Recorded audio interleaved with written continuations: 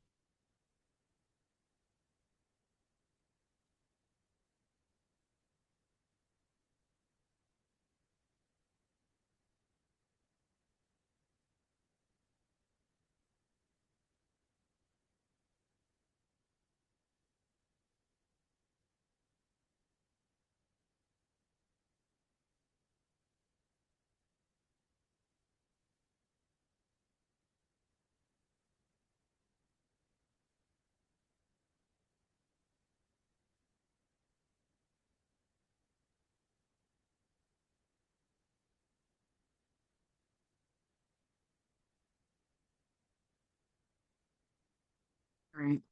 You guys ready to get started? And we'll just continue to let people in as they get here. Okay. So, welcome everyone. I am Rashida Bird, one of the co-chairs for our Greater Cleveland Alumni chapter of Delta Sigma Theta Sorority Incorporated.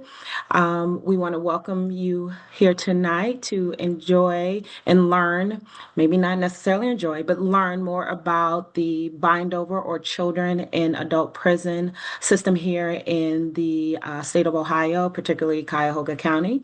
We have some great panelists today to share statistical information as well as someone that has been a part of the bindover system.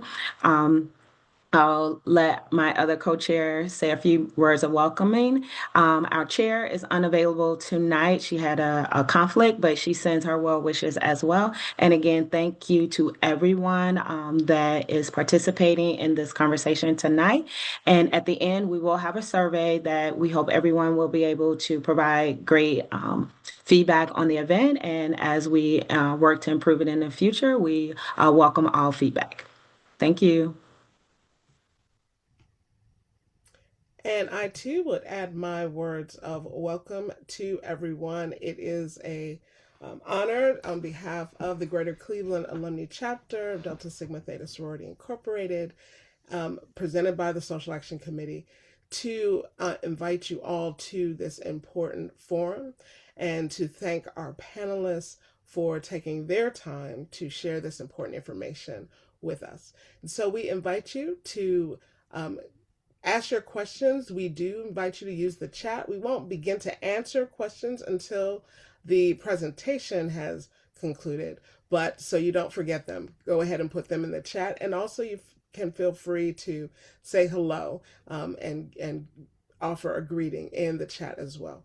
Without any further ado, we will begin our program, and I will turn it over to our committee member and organizer for this evening's program, Merle Johnson. Thank you. Thank you, Thank you, Merle. Cheryl, and thank you, Rashida. I am so proud to be a member of the Social Action Committee of Greater Delta Sigma Theta Sorority Incorporated. We decided to do this topic because it is so important. So let me introduce the panel to you. Leah Winsberg most recently worked as a senior policy attorney with the Children's Life Law Center. I'm sorry, someone needs to mute. That's just distracting me. Please mute their phones.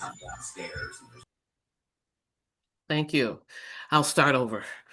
Leah Winsberg most recently worked as a senior policy attorney with the Children's Law Center. She now serves as a community engagement attorney in Cuyahoga County's Public Defender's Office. She has dedicated her career to advocating for and uplifting the voices of the vulnerable populations. Rashawn Holt is president of the Beacon of Hope Business Alliance. Beacon of Hope is a business-led employer network focused on expanding fair chance hiring and helping companies build stronger, more stable workforces through second chance employment practices. When he was 15 years old, he thought his life was over after being bound over to adult prison for committing a violent crime. He was there for 21 years and was released in 2016. Dr. Dakota King White is an associate professor in counseling at Cleveland State University and a research affiliate with the Center on Trauma and Adversity at Case Western Reserve University. She is recognized as a leader in youth mental health from a trauma-informed perspective, with expertise in developing interdisciplinary mental health models. Her research focuses on advancing systems that improve prevention, intervention, and healing for young people impacted by trauma and adversity. So we're going to begin with a glossary. Leah, if you could share the glossary slide because our audience needs to be clear on what's being discussed this evening. Sure thing. I hope everyone's able to see my screen okay. Yes, fine. So good evening. I'm so appreciative that you all chose to take some time out of your night to be with us and hear about this topic. I just want to kind of level set so we all understand and we're operating from the same framework. What we're talking about this evening is bindover. It's also generally referred to as transfer. So this is every state has a mechanism where someone who's under 18 at the time of an offense can be tried in an adult criminal court. In Ohio, this process of transferring a child's case from juvenile court to adult criminal court for prosecution is called bindover. With some very limited exceptions, for example, children aren't eligible for the death penalty, but for the most part, once a child's case is transferred to the adult system, if they're convicted in adult court, they will be sentenced just like an adult, including being placed in adult prison. And so, as you can see, they can be held in adult facilities and subject to the same penalties. In Ohio, there's no minimum age for charging a young person accused of breaking the law. So any offense that's accused to have happened before that person turns 18 starts in the juvenile court. And that juvenile court then has jurisdiction to work with that young person until they turn 21 years old and try rehabilitative efforts. And for youth who are eligible for bindover, it starts as young as 14. So that's kind of our landscape for Ohio. I'm going to kick it over to Dakota to give us our other definitions for the evening. Thank you, Leah. Thank you all for having us tonight and for touching on this very important topic. So, as we're talking about transfer and bind over tonight, we're going to also be talking about trauma and how it may impact our young people. So, when we're talking about trauma, we'll be focusing on it's what happens when a person experiences something overwhelming, scary, or harmful that their mind and body struggle to process or cope with at the time, and it can continue way past even when the event actually happens. So as we talk tonight, we want you all just to think about youth that you may be working with in the community that maybe have experienced traumatic experiences or adverse childhood experiences. So we're going to talk more about that. Our goal too, when we talk about systems, is to make sure that they are trauma informed. So it's not just that we want to bring awareness to trauma, but what do we do about it to make sure that we're promoting healing and resilience amongst our youth that are facing very serious crimes and different things in the community. So when we talk about trauma informed, we want to think about a perspective that recognizes the prevalence and the impact of trauma. So there are a lot of people experiencing trauma, right? But when we think about trauma informed, is prioritizing safety and trust. And the main thing, even in the systems and the organizations that we work with, we want to think about how do we avoid re-traumatizing youth that we work with. So when you think about trauma informed, it's all about seeking to avoid re-traumatization in all our interactions when we're dealing with youth and children and adolescents. Okay, thank you, Dakota. Thank you, Leah. Rashawn, it's time to hear your story. I read an article where you said your environment, quote, your environment framed your behavior, end quote. Talk about how you first got involved in the juvenile justice system and how that led you eventually to adult prison. Thank you, Meryl, and thank you everyone for joining this evening. And Meryl, when you say juvenile justice system, as I think about back on it, sometimes we unfortunately use the terminology justice Yeah. a little too loosely, right? Mhm. I can reflect back to my younger years. So I grew up in Cincinnati, um, late 80s, early 90s, in the height of the crack cocaine epidemic. And I will be. It's easy to look back and it was easy at the time to point a finger at me and to say Ray Sean was a bad child when we talking about around the age of 13, 14 years old. But when you take a deeper look into the circumstances and the environment that was kind of framing not only the way that I was thinking, but kind of the way that I was behaving, right? It kind of paints a different picture. So yeah, I was not the epitome of good. I mean, I would be disingenuous to say that, but I was doing the stuff that my other peers were into, whether it be unfortunately like school had lost my attention around that time, and I veered into the streets selling drugs, hanging out with other cats in the neighborhood that were into some nefarious things, and then I was carrying guns as well, right? And I think we all know that when you are in the streets and you're committing crime and you're in the midst of other types of crime and you're carrying a gun, that's a recipe for trouble, right? And sadly and unfortunately, I got into that trouble, and this was at the age of 15 years old. And so when I had been arrested with very limited previous run-ins and interactions with the juvenile legal system, it was determined that 15 that my crime was serious enough to where my adolescence and my juvenile status should be disregarded, and I should be treated as an adult and sent to where adults are sent to go do time at. And to make a long story short, I was sentenced to 18 years to life in prison. This was in 1995. Bound Over was very fashionable around that time, as well as almost anything else that was landing individuals into the criminal legal system. It was the height of the industrial prison complex boom, and I was right there in the midst of it. 15 years old, sentenced to do life in prison. Wow. Thanks, Rashawn. We're going to hear about your experience in prison later on. But Dakota, it sounds like Rashawn was experiencing some trauma. And you already talked about, gave us the definitions. But my question for you is, how does trauma impact a young person's ability to think through consequences in real time? Does it have any effect on impulse control or emotional regulation?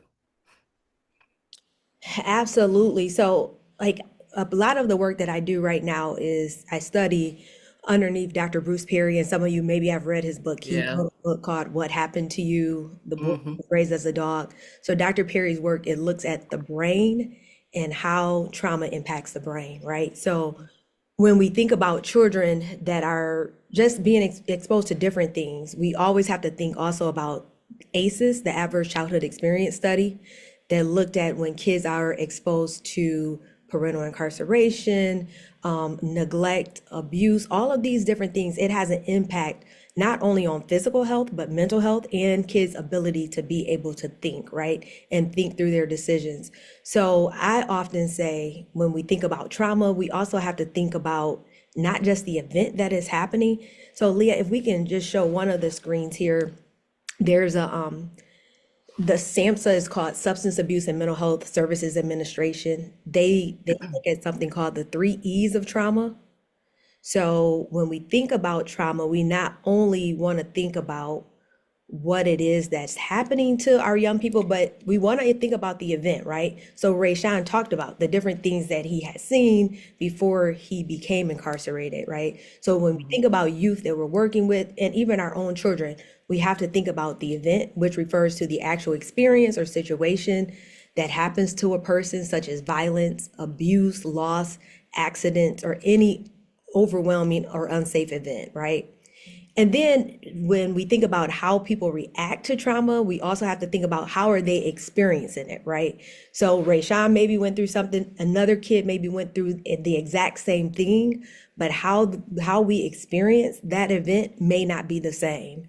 So when you think about working with youth and them being able to think through how they're going to handle the situation, we also have to think about how they're experiencing it, which refers to how the individual personally perceives and makes sense of what is actually happening.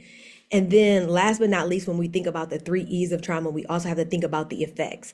So trauma has different effects on different people. So the same thing can happen to one person, but how it affects them may be different. So when we think about the brain in trauma, we have to think about the event that actually happened, the experience, and then how this will affect youth long term.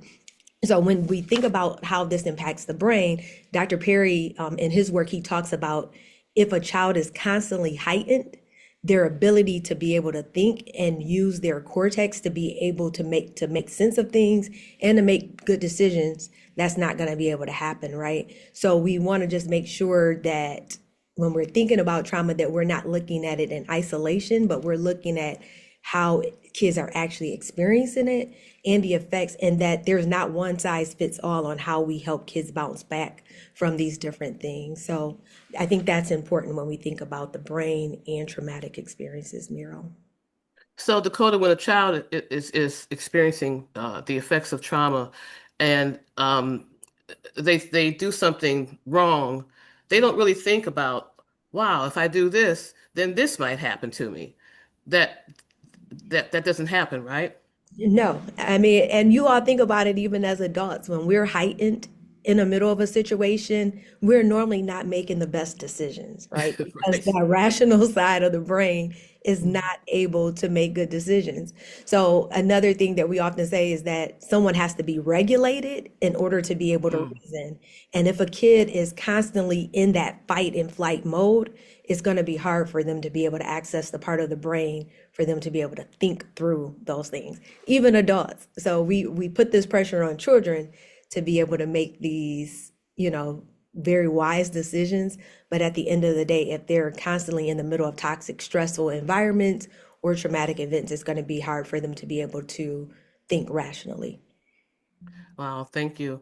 So, Leah, the research says that Ohio has been identified as having one of the highest rates of racial disparities in mandatory transfer in the country. Could you please discuss the requirements for mandatory versus discretionary bindovers? What makes those decisions? Who makes those decisions? Share with us the data on the disparities with this Ohio's juvenile injustice system. Rashawn, you got me. You made me say that.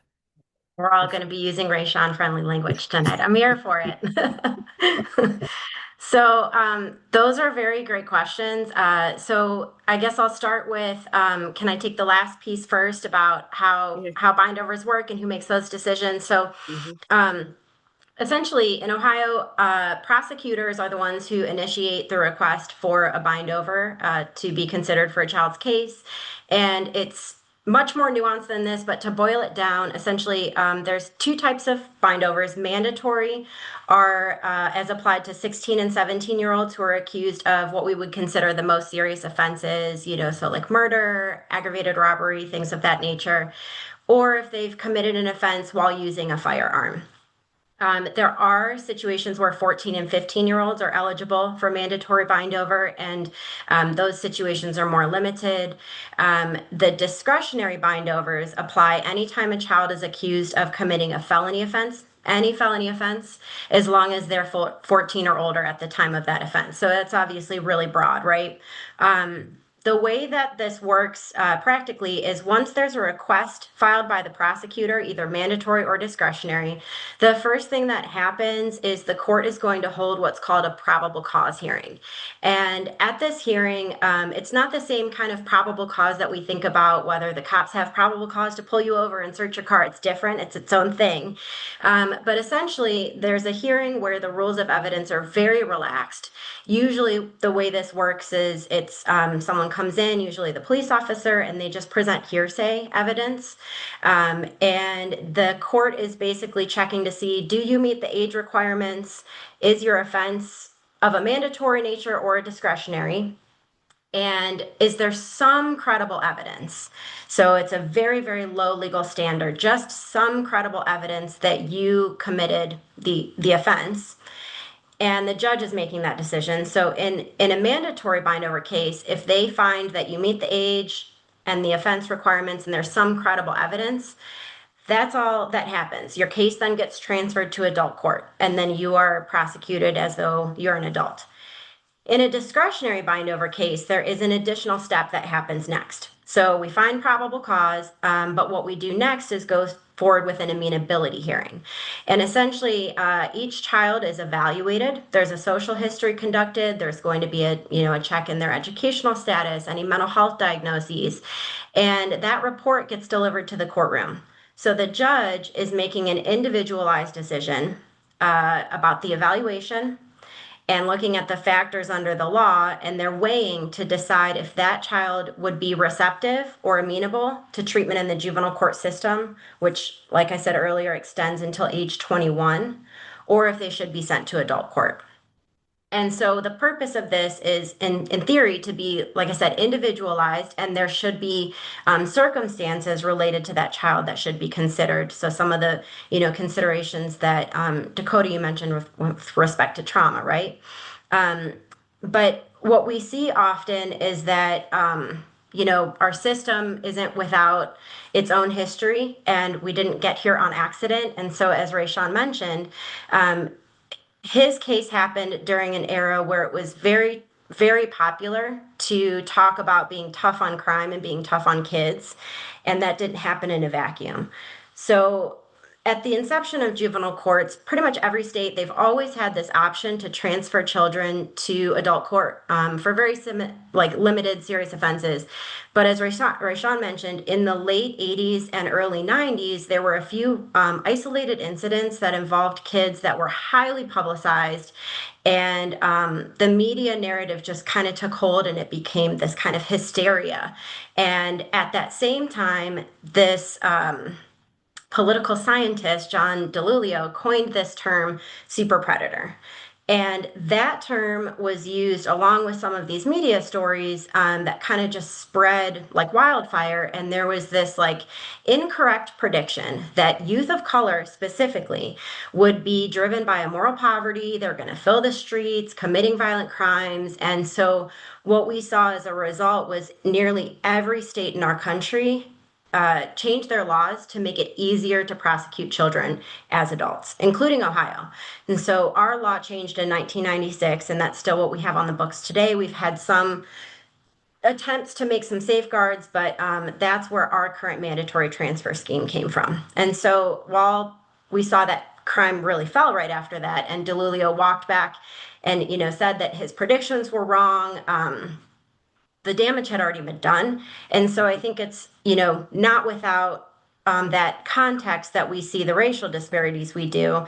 And so I do want to just share briefly. Ohio generally, for the past 10 or 15 years, has hovered around 80% of youth transferred each year are Black, which is far above the national rate, which hovers around 50 to 60% youth of color transferred each year. Unfortunately, what we see is in some of our counties, those disparities are even higher. And so for, in Cuyahoga County for the last about 10 years, that number has hovered between about 90 to 98% of our youth each year that are being sent to adult court are Black. And so, just something to keep in mind in terms of who this is affecting, what communities are being most impacted. And we could go on and on about racial disparities and how we get here, but that's just kind of some quick answers to your questions. Okay, thank you, Leah. Rashawn, when the prison door slammed behind you, what were your first thoughts, your first feelings? Adult prisons are often called schools for crime. Was that your experience? So help us live your experience. Yeah, I wish that I could sit here and say to everyone that I had this like big introspective moment, some type of epiphany, or like just I felt like had an opportunity to be able to right the wrongs that I had created in my life. But unfortunately, like none of that was on my mind. I wanted to just survive, right? Stay alive. That's what I wanted to do. I needed to find out what it was going to take to be able to navigate a world that I hadn't previously been in. And just by the nature of my size and of my youthfulness, that I would be at a disadvantage. Um, so I had to figure out who were the people that are here that came through this situation in a similar fashion that I came in through with, that are, if there's a such thing as thriving in prison, right? Who who have just not died, right? Mm-hmm. And Mm-hmm. and have been able to kind of navigate that. And so when you get connected to those folks, and typically you already may have some type of connection from the outside world to even have an introduction, immediately some of the things that you learn that come along with survival, right, is how to circumvent the rules, Mm-hmm. right? All these things get bundled in. So not only am I understanding how to watch out for people that might be trying to con or what have you, I also learned unfortunately how to be able to hustle commissary in a way where the guards wouldn't detect it. And then how do I smuggle something in so I can alleviate some of the financial burden that had been on my family in the streets. How can I mitigate that by finding ways to take care of myself? And so we're in this environment, right? And we're trying to navigate and we're trying to survive this environment, but also what nobody tells you, and I think what nobody even cares about, right, is that when you leave, if you're ever fortunate and blessed enough to leave that environment one day, the gate is not magical, the front door is not magical. You don't Mm-hmm. walk through and just transform into an individual who is set up to be a law-abiding, productive member of this society, Mm-hmm. right? So you spend so much time in fight mode, and you spend so much time in psychological flight mode that you've never even had the opportunity to do the work to even go into restorative mode. Mm-hmm. Mm-hmm. And guess what? There's also nobody, no professionals reaching out to you, right? Or willing to walk alongside of you to help you do that work. So it's in essence, I was just left to grow up in an environment specifically designed to stunt all of that growth Wow. with no support, with a Mm-hmm. prayer, you know, with a phone call every now and then, so it's that, right? That's what I felt when the door slammed behind me. When will I Wow. leave? I don't know. I was 15 years old. I had more time. I was sentenced to more time than I had even been on the earth. I couldn't even conceptualize what 18 years look like, Mm-hmm. let alone life. Wow. Wow. Whew. Okay, I have to get myself together here. Um, Rashawn, talk about when you were released from prison.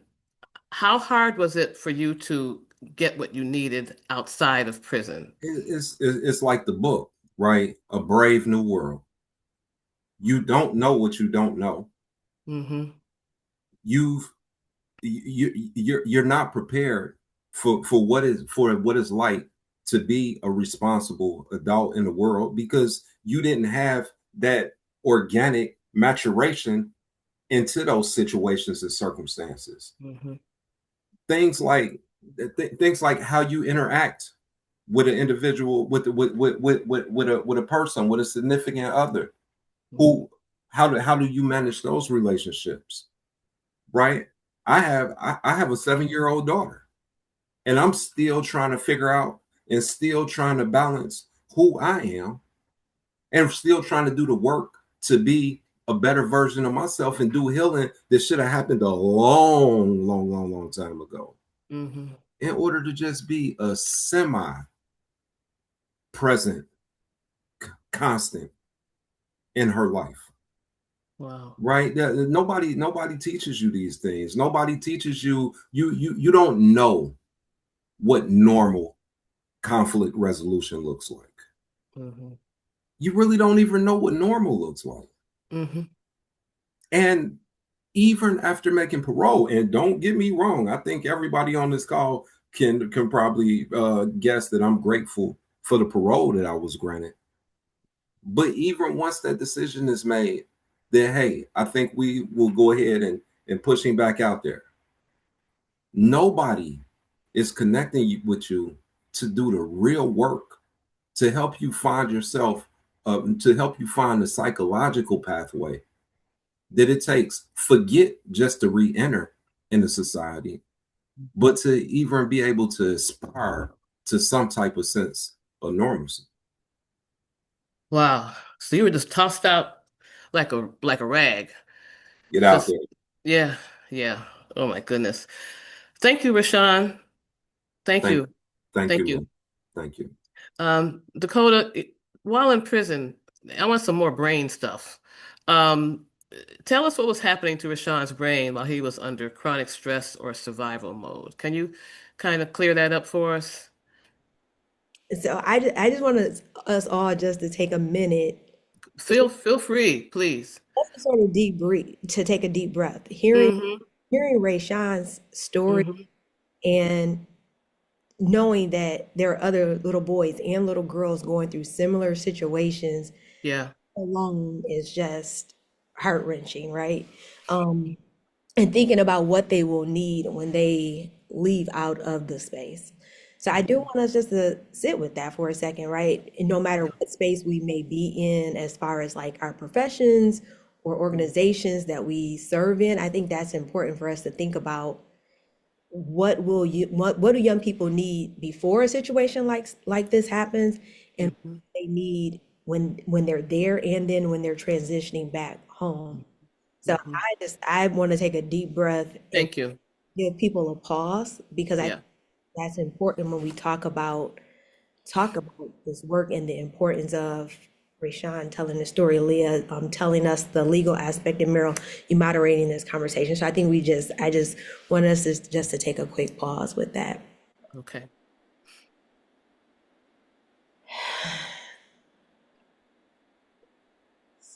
So Rashawn, when you said, and you couldn't have said it any better, right? Like Bruce Perry, he's an expert with psychiatry and the brain.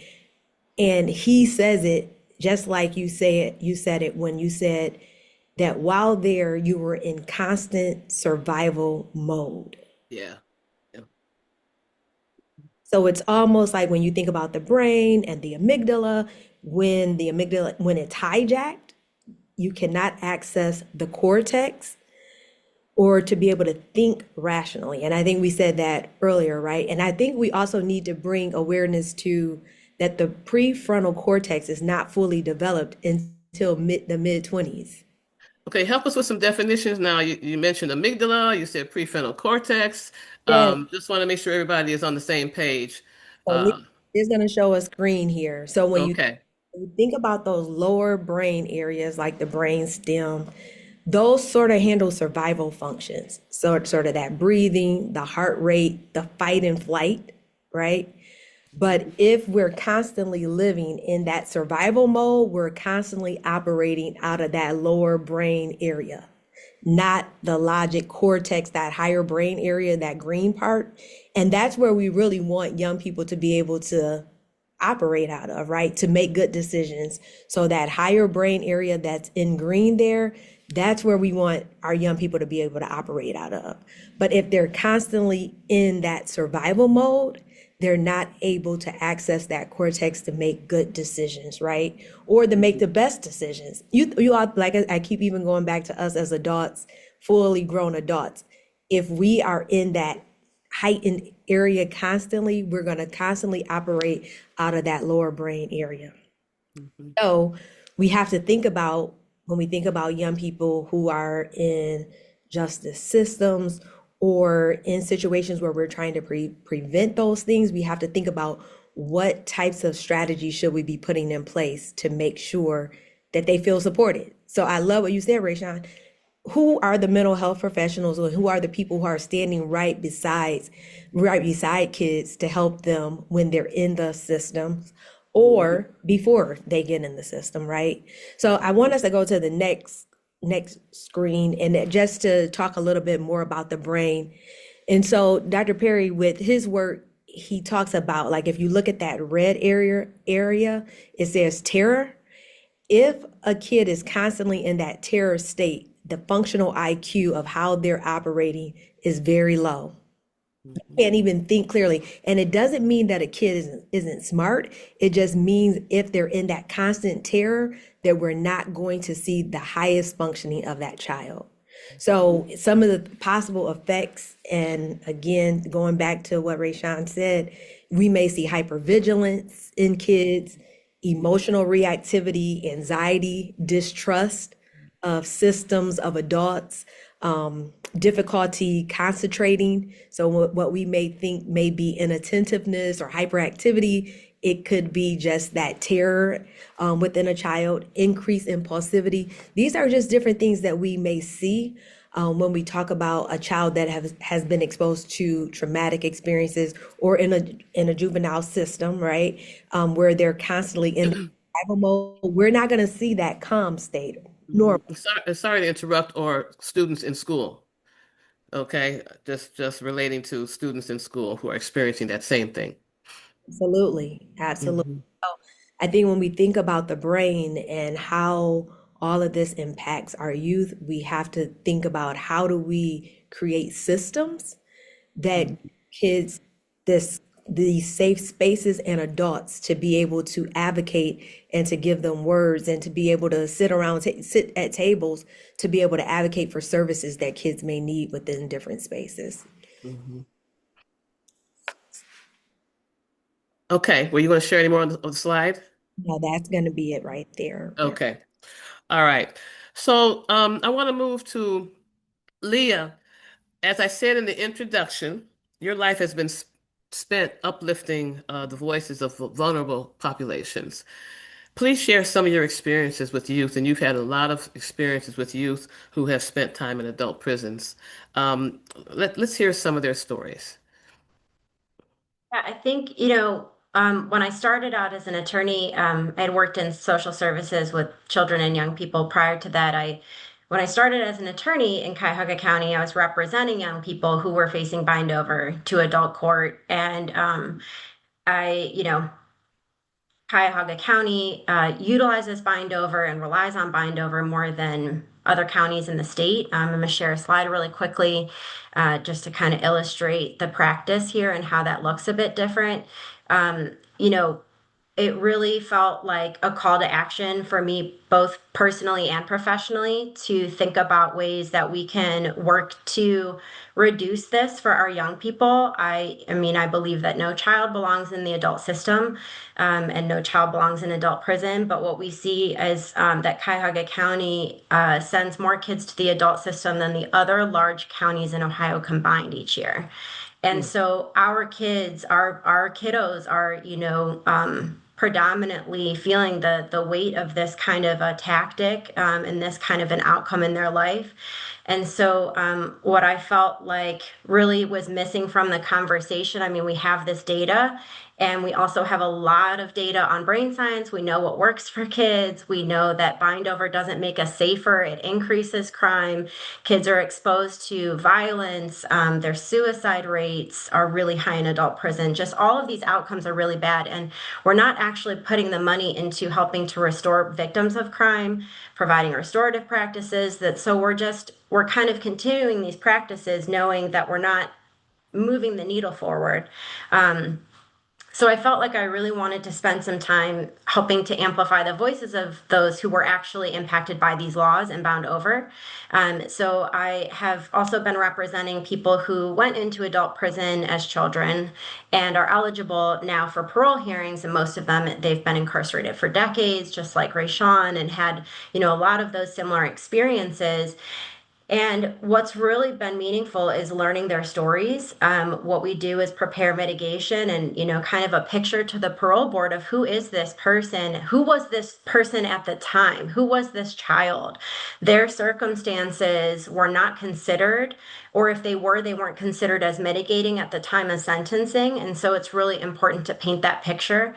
And so one of the things that was kind of a through line, and I'm going to show the next slide, is this quote from JA, and this is something that I think really has resonated with me and, kind of rings true to what Dakota was sharing as well is, we know what the problem and solution are, but why is it so hard for us to make those changes?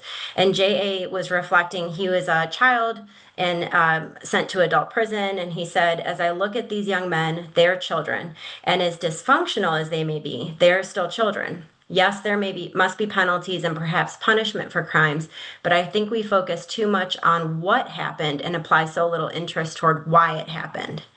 And I think that really resonates with me, in terms of trying to figure out a way to help share the experiences and allow all of us to kind of level set. And I think I mean, just to make it clear, no one's excusing or minimizing the harm or behavior that these young people are engaging in. But as adults, we have the responsibility to intervene in a way that is not going to cause further harm and trauma. And there are ways to do that. And so I think it's, hearing from our clients, whether they're 15 or 50, they have these common threads. They've all had these really adverse childhood experiences throughout their life that led them to that system. And then once they got there, they didn't receive what they needed to be able to make those mistakes, learn, grow, and have the tools to become a productive, healthy adult. And when we take that away from them, we're not doing them any favors. And they will all recognize I wasn't until, 25, 35 until I started making better decisions. And we know that tracks with the brain science. We know that they're operating with all gas and no brakes. And that part that controls impulse control and decision making and ability to weigh consequences and think before acting, they don't get the chance to have those abilities when they're being bound over. They don't get the chance to make those mistakes, learn, and grow. And so, I think it's just been very eye-opening, the similar experiences and those common threads that I've seen with every client. And I think we have some of our mitigation specialists from the public defender's office on the call tonight, and they share the same sentiment. They can kind of walk through all of these experiences that all of our kids share in common. And, I think it's really important that they also be recognized as victims and as people who have experienced these Yes. traumas, and that we don't just turn that hat off when their trauma manifests and they make poor choices, right? So And I think the perfect example of that is after COVID, when the students came back to school. Every teacher that I know complained about the behavior, about how the students were behaving so much worse than before COVID. And so I think that speaks to the impact that trauma has on the brain and on behavior. It's predictable. Dakota, when you say it, it's predictable. It's not saying it's true in every single situation, but when after COVID, when you look at 100% of young people experiencing trauma, whether it was to their families or watching TV and seeing people in the hospitals dying, but 100% of young people had experienced some kind of trauma, and it really had an effect on their behaviors. Um, yeah, so I think that at this point, Dakota, I took your class, and one of the things that you talked about was Bruce Perry's book. Can you just share The Boy Who Was Raised as a Dog? That book, I think, was just amazing, and some of the stories. Can you think of a couple of stories that you could share? Um, I remember one about a little girl who wasn't talking, and they were actually able to have her being held by someone. Just if you could talk about some of the stories, because that book is just so amazing. You're muted, Dakota.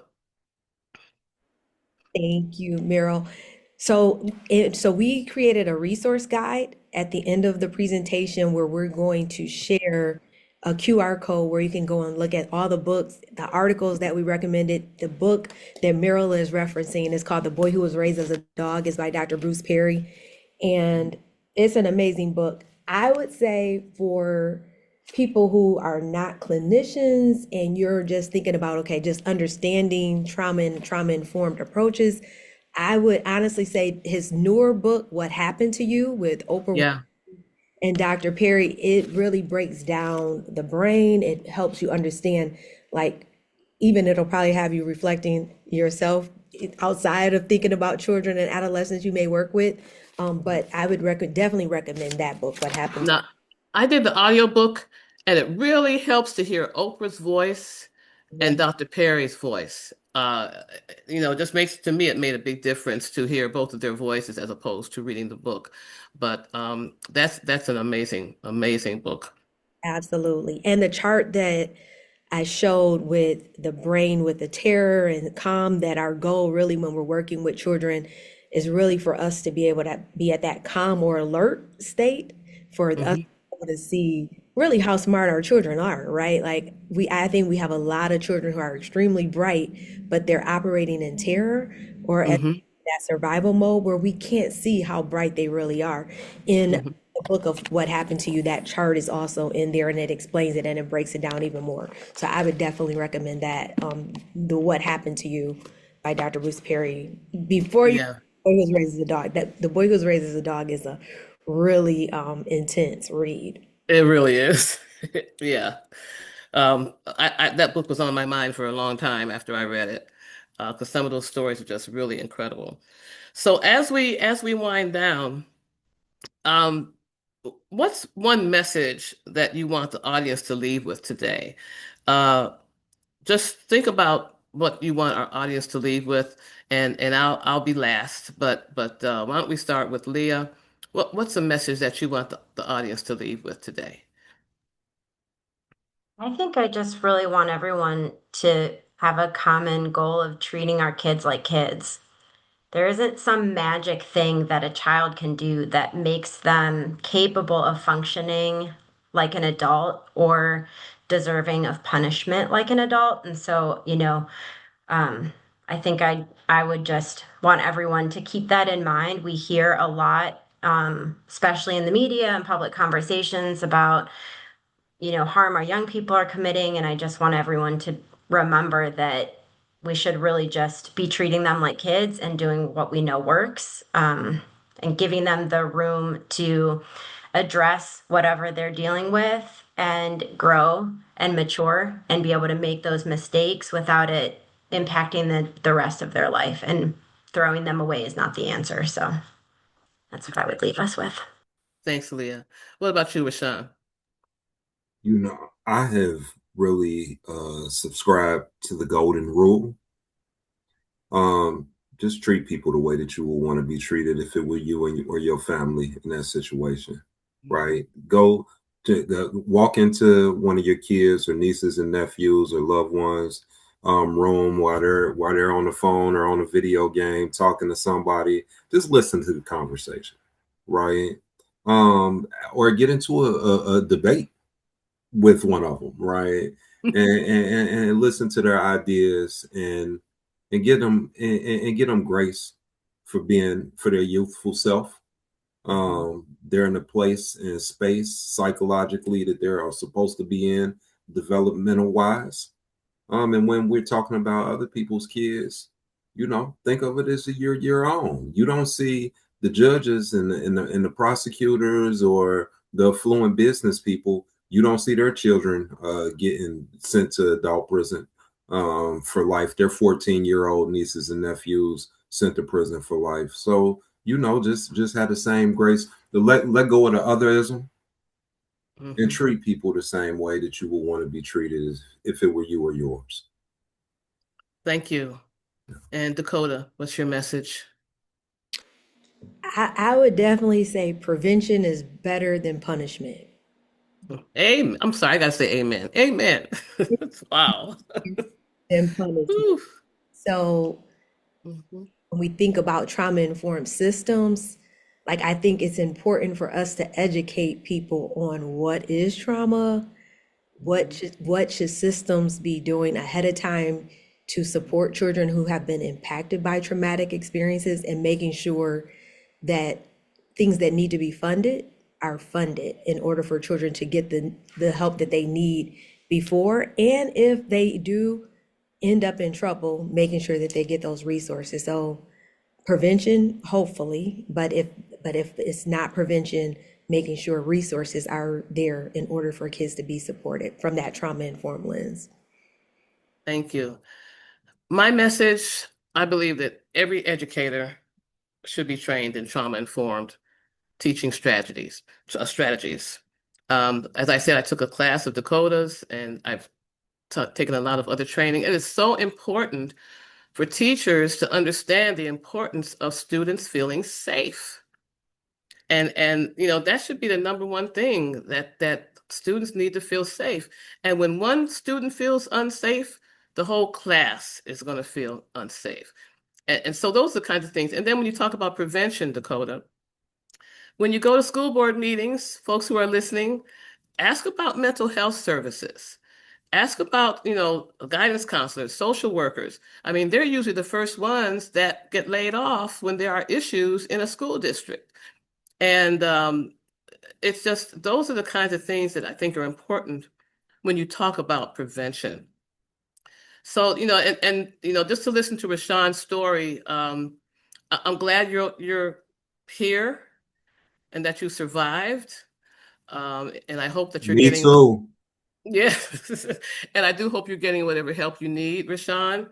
And I hope all of us get the kind of help we need, because so many of us have experienced trauma. And Dakota, like you said, it can last a long time. That impact can last a long time. And so we're going to close now. I've seen a lot of questions in the chat. So I'm going to now ask Cheryl or Rashida, whoever is Yes, monitoring the questions, to share those with our panel. And thank you so much, panel. absolutely. You were so good. Thank you for powerful presentations. We do have quickly a request to show the QR code again, and perhaps if we have the link, if we can put it in the chat. Not everyone necessarily is able to navigate the QR code. But we do have a number of questions, and I will just begin to go through them. And just also direct your attention to the chat, because we have a number of individuals who have their own personal experience with being bombed over and have shared that in the chat. And we want to thank them for their Yes, thank you. transparency and Yes. just sharing their testimonies and stories. So the first question is, can you discuss the emotional impact on families when a child is sentenced or transferred into the adult prison system, and how families can best be supported? Who wants to take that one?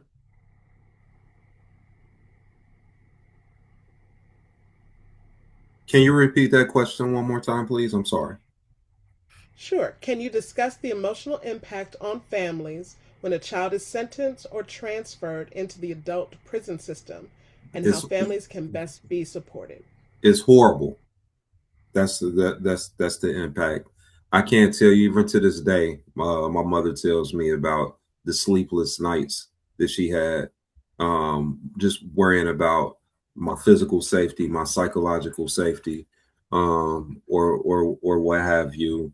And then also, right, like although I try to tell her it isn't her fault, but my just the parent family members, they almost intuitively take responsibility for those negative consequences. And if you're placed in a situation where you are in harm's way every single day, and it's one thing is and not just that you're in harm's way, but you're not in an opportunity where you're nowhere where you're going to grow and develop and change, right? Mhm. So even what's the payoff for the risk and the threat that their child or their family member have been exposed to? So pray over that loved one. If you had the opportunity to encourage pro-social activities, definitely make those recommendations to that loved one, and as rich of a line as the communication as you can possibly provide, do that, because those phone calls, that email on JPay, and that occasional visit, they do a whole lot more for that individual's sanity and safety than what we probably could emphasize. Okay. Thank you, Rashawn. Yeah. Next question. The next question is for directly for Rashawn. As a child, did you feel protected at all by staff or other incarcerated folks while bound over? I mean, yes, no, maybe, no. I mean, it's you in the wilderness. At the end of the day, there's nobody in there close enough to you that really genuinely has your best interest in mind. The guards have a job to do. The other residents, they have a job to do, and that's to survive, right? And if you happen to be on the opposite side of whatever the survival plan for the day is, then you have to be prepared for that. So no, there was no perceived feeling of safety in no situation. The only times I felt, if as long as I was up to par to being able to protect myself physically and then psychologically from information and people and ideas that just wasn't beneficial towards me. So unfortunately, nah, not for me anyway.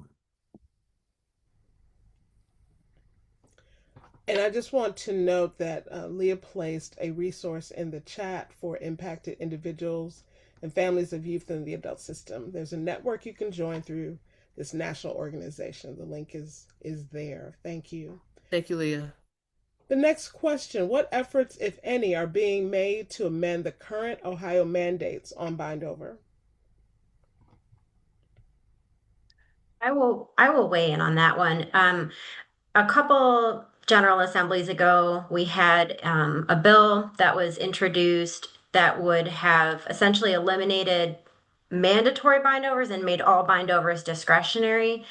And it did not even get a hearing on the committee floor, so or in committee. I think that what we see, and that's happened year after year. I mean, this has been an effort that's been tried, and really the point is that we can disagree about whether there should be bind over and whether kids should go to the adult system. But what we should agree on is that judges have a level of expertise and they should be able to make decisions based on an individualized basis using their expertise and discretion, right? It shouldn't be an automatic, because you're this age and you're accused of this, we're going to treat you all one way, right?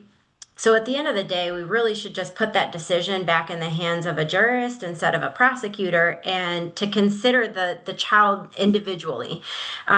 So I think that we've had a lot of struggles as a state to try to move something forward. And when we have an incident that happens and it's covered in the media and everybody's talking about it in a way that is dehumanizing the kids who are involved and returning back to this kind of like retributive response, we move the needle further away. So it really takes community coming behind these things to say, these are our values. This is what we expect when you're in elected office. This is what we expect when you're in a position of power. And I think that if we have that shared values as community, we'll be able to make more progress on, a legislative solution. But a lot of what we've seen has been individual counties making choices to not really use these practices as much, right? We saw a big decline. And so it's also there's discretion on the part of the prosecutor and the judges in all of these decisions. And so I think we have to recognize our limitations as a state, and what our state house looks like and what's popular to move forward as far as legislation and what's not. But we do have some control locally over our elected officials, and that level of connection and communication, again, to say here are our values and here's what we expect of you as someone who's representing me as a constituent, that matters, and that can be impactful. But we're still trying to get something, to move. But I do think that having community understand that this is a practice that happens and here's why it's harmful and here are some ways to make some improvements will go a long way in terms of getting something over the finish line if we can get there. And if all else fails, we can use the power that we have called voting. All right. Next question, please. Our next question is, as a professional, how do we meet this need? How do we get the kids we are working with to understand and embrace this need? How do we get other professionals and the system to understand this as well?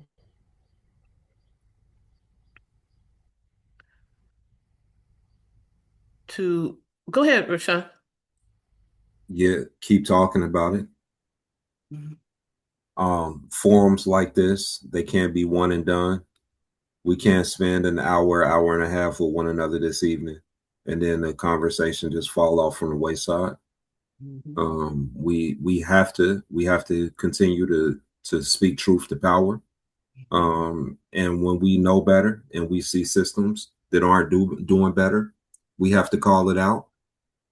Um, we have to continue to challenge what's wrong in the spirit of what we know and what we are convicted and what is right.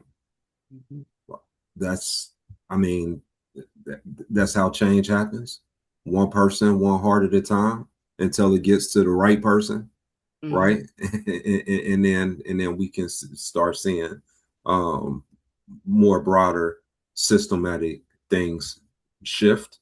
We didn't get what, so just to kind of, Leah shared this earlier, Dakota spoke on this as well. Like, we didn't get here overnight, right? So it's a lot of unraveling within our criminal legal system that has to be done. One of the things that we can all do individually, as Merle said, flex our voting power, Mhm. like especially while we still have it, uh, Yeah. right, and then and continue to be advocates for what's right and continue to speak truth to power. Absolutely. I wanted to add on to what Rayshawn was saying, because I think that educating more people about the topic, and for people who are in schools, like working in K-12 schools, I think it's also important to know when family members are impacted, right? So like Rayshawn, I don't know if you had siblings or younger siblings when you went, you know, A but sister 2 years younger, one sister 2 years younger than me.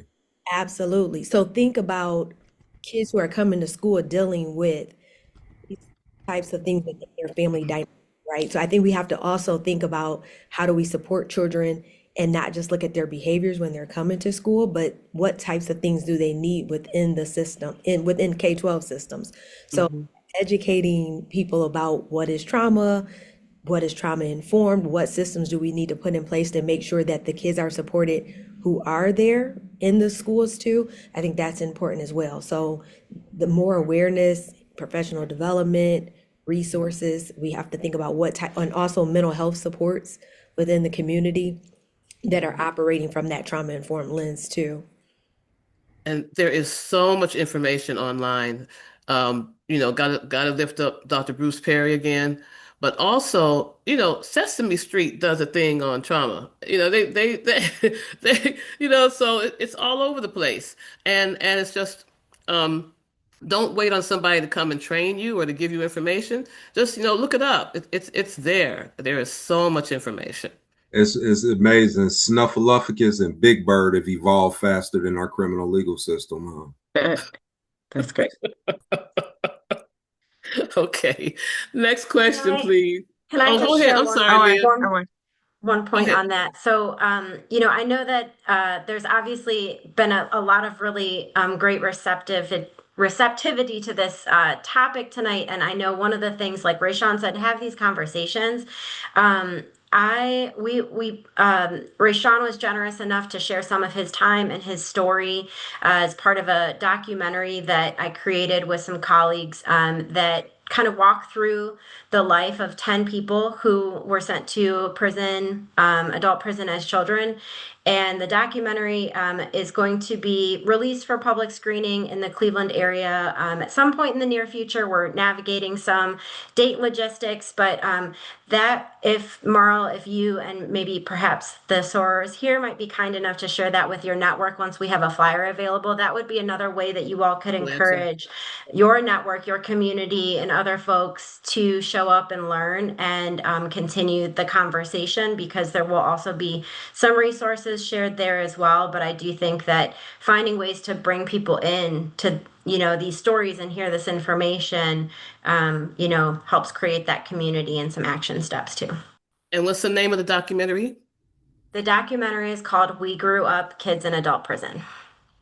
And it's excellent. I was able to see it when you had a showing at Caramel, and that's when I first saw Rashawn in his little football uniform, number 65. Just a little guy going to prison. Yeah, yeah. It just it's really excellent. Documentary is just it's just well done. Really well done. Congratulations, Leah. It's well done. Yep. Just Next question.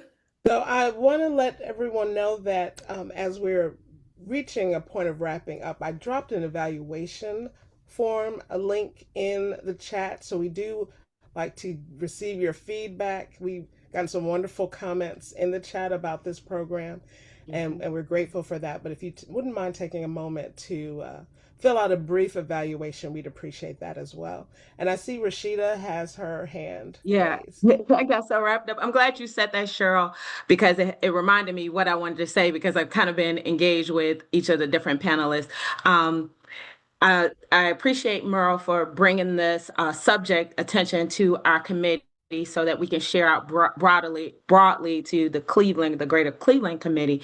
And I was not familiar with the bind over term, but I was very familiar with children being sentenced and going to adult prison. And because of that, since Merle introduced it to us, she and I also got an opportunity to go to another like bind over data output from CCC, and Merle helped me. It's another organization within Cleveland. It's a Greater Cleveland congregation.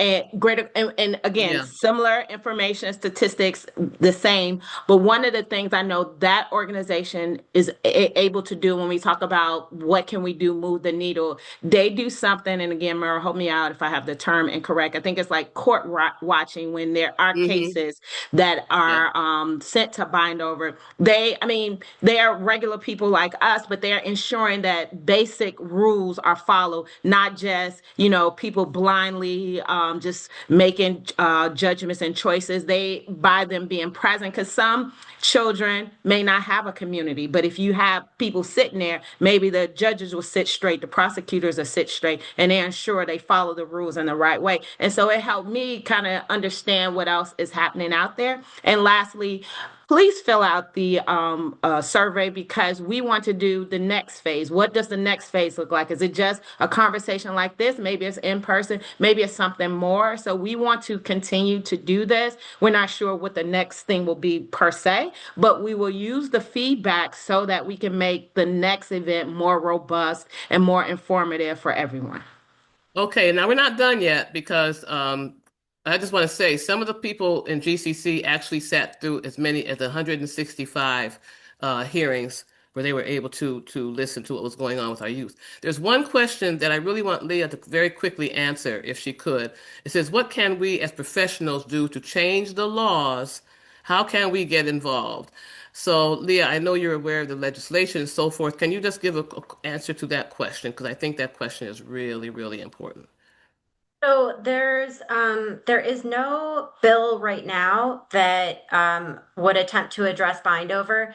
We had in 2021 there was legislation, wide bipartisan support legislation that took 5 years to get to the finish line, but it made some changes to sentencing for kids in the adult system as well as parole eligibility. And so those kind of efforts do take many years and they are collaborative. And so I think we're kind of at the point where we're hoping to create some sort of a network. There isn't a space right now to kind of tap in for folks who aren't kind of stakeholders or advocates doing this work on a regular basis. But the hope is to kind of create a network and a space where people can tap in and support. And so that way, when there is a bill, if we're able to get a bill drafted, that we have a community ready to support it. I think the issue is really finding the appropriate legislator and making sure that it is actually going to make the system better and not replace one bad system with another. And so I think that takes time and it takes finding the right person and finding the right place. So there isn't an active step you can take right now for legislation, but certainly having conversations with your legislators doesn't hurt, and especially contacting people who sit on the criminal justice committees for the House and the Senate. And you can find that information on the public website. And if you're not sure how to do that, you can email me and I'm happy to show you. But I think reaching out to them and especially if there's anyone here who lives in a district that is represented by a Republican at the state house, those are the people we need to be calling because they have the power for votes in their committees and at the state house. And if we can get, them to understand that this is what their constituents want to see happen and those conversations continue, then there might be an opportunity to have somebody willing to sponsor something. And I'm going to close with this. November 3rd, we have an election. There's going to be a lot of legislators who are out there running for office. The best way to get laws changed is to elect people who are going to listen to you. That's it for me. Thank you, Merle, for planning this. Thank you, Leah, Rashawn, and Dakota for truly a meaningful, memorable, inspiring, and energizing, challenging program. This is part of our Reimagining Public Safety series. This is a priority for Delta Sigma Theta social action nationally and certainly locally. We are attending to this. So please stay tuned. Everyone who has joined us this evening, we are thankful for your presence, for your energy, for your sharing, especially those formerly incarcerated persons who shared their stories in the chat as well. We are grateful for that. Yes. So look at our social media and just stay connected to us so you can see what's next in terms of what we are planning to do. Again, okay, sorry to interrupt, Cheryl. Please remind formerly incarcerated people that in Ohio they can vote, please. But they have to get registered Deadline for November 3rd is October 2nd. That's the deadline for registration. Please remind them that in Ohio, formerly incarcerated people can vote. No Sorry matter to the no matter the conviction, from the Absolutely. Right, very moment that they are From out the of right, absolutely. right, incarceration. Yes. right. Sorry to interrupt you, Cheryl, but I just No, had to say that that. is an important reminder, Yeah. because the rights are restored, and they need to know that. Mm-hmm. So we thank you for that reminder. We again, it shows our commitment and how broad and impactful this issue is, and how it impacts real lives. So we thank you. We thank the Community Engagement Committee for your support of this program as well, and for And everyone I who have to thank, attended. I'm sorry, I have to thank the National Council of Negro Women under the leadership of President Monica McClellan for partnering with me. And I also have to thank the Cleveland NAACP for partnering with us on this project. Sorry, Cheryl, gotta say That's that. okay. Okay. And also thank you to Greater Cleveland congregations who helped to promote this event as well. Mm-hmm. It Mm-hmm. does take us coming together as community to make change. And so there's been a lot of conversation about what can we do next. We can continue to support the organizations that prioritize things that are important. There's a lot going on in our world right now. We know that. But this is important, and we can't keep our eyes off of this while distracted by other important things as well. So we thank you for your participation. Please fill out the survey. And as always, we ask that you continue to stay connected to us and be blessed. Thank you for I'm, joining sh- us. I'm showing the QR code for the survey if that's easier too. So it's in the chat, the direct link, and here's the QR code. And we really appreciate all feedback, all of it. Absolutely. All right. And we'll leave it Thanks up for for a being few here, moments. everybody. Appreciate Have a it. good evening. Handle, you were fabulous. Thanks all. Good night. Thank you. Good night. Take Great care, job. everybody. Good night, Thank everyone. you. Thank you. Good night.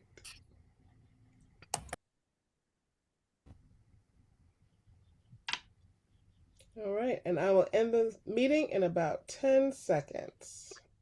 Thank you for everything, Cheryl and Merle. Cheryl Merle. Yep, Cheryl Merle. Thank you. Thank you. It's the You all run for me just hosting. now, like literally just now. Thank you. And Cheryl, the recording, is that going to be available for anybody? Because people were telling me they couldn't be here, Well, but I they did wanted.